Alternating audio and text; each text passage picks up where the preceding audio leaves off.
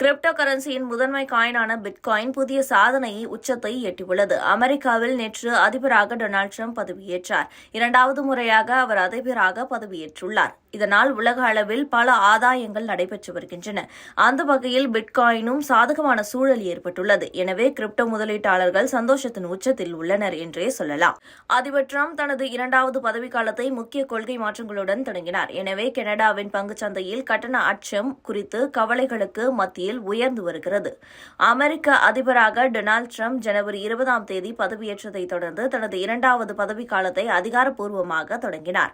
47வது அமெரிக்க அதிபராக Donald Trump பதவியேற்றதற்கு சில மணி நேரங்களுக்கு முன்பே கிரிப்டோ கரன்சி சந்தை செயல்பாடு அதிகரித்ததன் மூலம் பிட்காயின் $1,09,000 கடந்து புதிய எல்லா நேர உயர்வான $1,09,241 எட்டியது. வார இறுதியில் டிரம்ப் தனது சொந்த கிரிப்டோ கரன்சியான டாலர் டிரம்ப் நாணயத்தை வெளியிட்டார். இது ஒரு மீம் காயின் ஆகும்.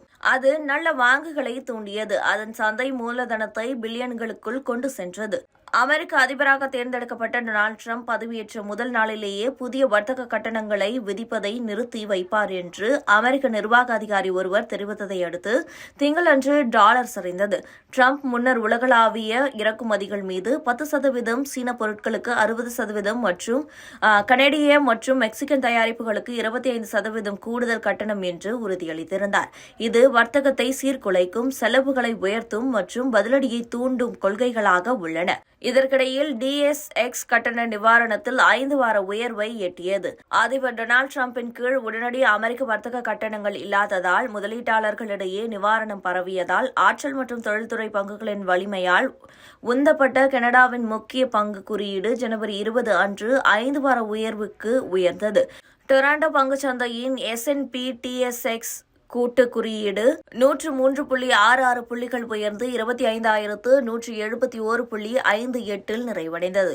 இது அதன் 5வது தொடர்ச்சியான ஆதாய அமர்வுகளை குறிக்கிறது.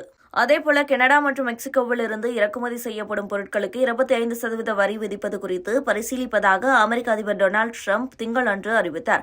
பிப்ரவரி 1ஆம் தேதிக்குள் முடிவு எடுக்கப்படும் என்றும் அவர் கூறியுள்ளார். ஜனவரி 6, 2021 அன்று கேபிட்டல் தாக்குதல் தொடர்பாக குற்றம் சாட்டப்பட்ட கிட்டத்தட்ட அனைத்து நபர்களுக்கும் டொனால்டு டிரம்ப் மன்னிப்பு வழங்கினார். சம்பவத்தில் ஈடுபட்ட ஆதாரங்களுடன் ஒற்றுமையை காட்டினார்.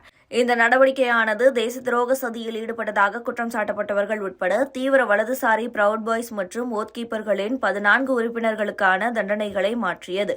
எனவே நிலுவையில் உள்ள கலவரம் தொடர்பான வழக்குகள் அனைத்தையும் தள்ளுபடி செய்யுமாறு அட்டர்னி ஜெனரலுக்கு அறிவுறுத்தினார்.